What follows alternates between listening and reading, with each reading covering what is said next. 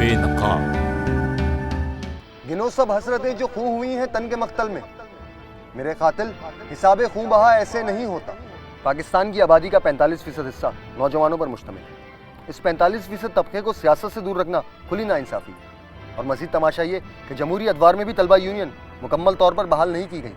तालीमी इदारों के अंदर 88 की गवर्नमेंट के अंदर बीबी ने वाज़ेह पॉलिसी दी थी इसको बहाल करने की, क्योंकि स्टूडेंट विंग्स ही जो है वो असल पॉलिटिकल ग्रोथ देती है, आपको नया खून देती है, नई जहद देती है, नई मूवमेंट देती है, इनकलाब के रास्ते पे लेके आती है। और जवान खून होता है तो वो बहुत तेज़ी से मूवमेंट करता है। हमने आज़ादी दी कि आप जिस भी विंग से ताल्लुक़ रखते हैं आप आएँ और आप अपनी मूवमेंट करें और अपने जो मंशूर है उसको साबित कदम करने की कोशिश करें। और उस पर आपने देखा होगा कि 88 और फिर 93 के अंदर हमने ये किया कि उनको आज़ादी दी तालीमी इदारों के अंदर काम करने की, और उन्होंने किया माशाल्लाह काम। और फिर आपने वो अदवार देखे होंगे कि फिर शब खून मारा गया और फिर इनको बैंड किया गया। इस बार पाकिस्तान पीपल्स पार्टी की मरकज़ में हुकूमत है और पीपल्स पार्टी अवामी उमंगों की तर्जुमान होने की दावेदार है।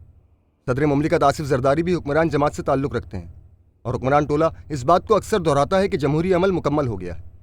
वज़ीर आज़म यूसुफ रज़ा गिलानी ने अपने 100 रोज़ा मंसूबे के ऐलान के वक्त पार्लियामेंट में तलबा और मजदूर यूनियंस बहाल करने का ऐलान किया।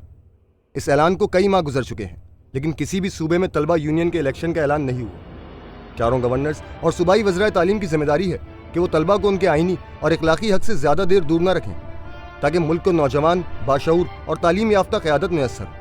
मुल्क में मौजूद दोहरे तालीमी निज़ाम की झलक यूनियन साजी के मामले में भी वाज़ेह तौर पर देखी जा सकती है। सरकारी जामियात और कॉलेजेस में तो तलबा यूनियन के इलेक्शन होते रहे हैं और तलबा तंजीमों का एक ढांचा मौजूद है। ताहम प्राइवेट यूनिवर्सिटीज़ और कॉलेजेस में तलबा अपने हकूक़ के लिए किसी किस्म की आवाज़ बुलंद नहीं कर सकते।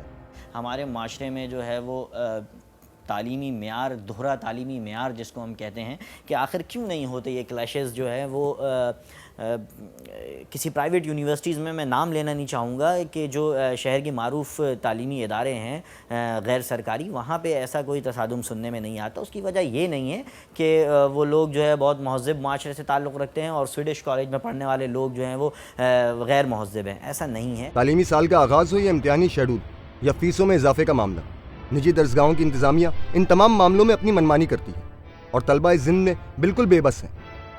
लेकिन एक बात वाज़ेह है कि इन दरसगाहों में अमन व अमान मिसाली होता है और यहाँ कोई तालिब इल्म तारीक राहों की नज़र नहीं होता। एक तरफ वो तालीमी इदारे खुल गए हैं कि जहाँ पर बेतहाशा फ़ीस अदा करके तालीम हासिल की जाती है, और तालीम जो हर शहरी का हक़ है, उस शहरी के हक़ को एक डिपार्टमेंटल स्टोर के अंदर रख दिया गया है। जो ख़रीद सकता है ख़रीद ले, जो नहीं ख़रीद सकता वो अपने घर की राह ले।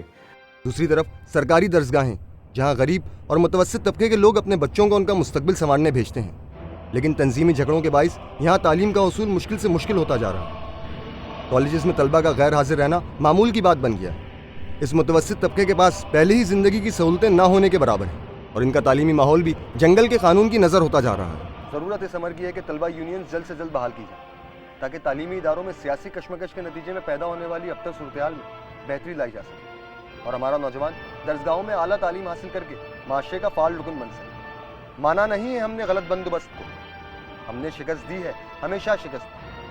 अपने इतराफ़ पहली गलतियों की दुरुस्तगी के लिए हमारा साथ दीजिए। अपनी आरा हम तक पहुँचाने के लिए हमें लिख भेजिए बेनकाब@aaj.tv।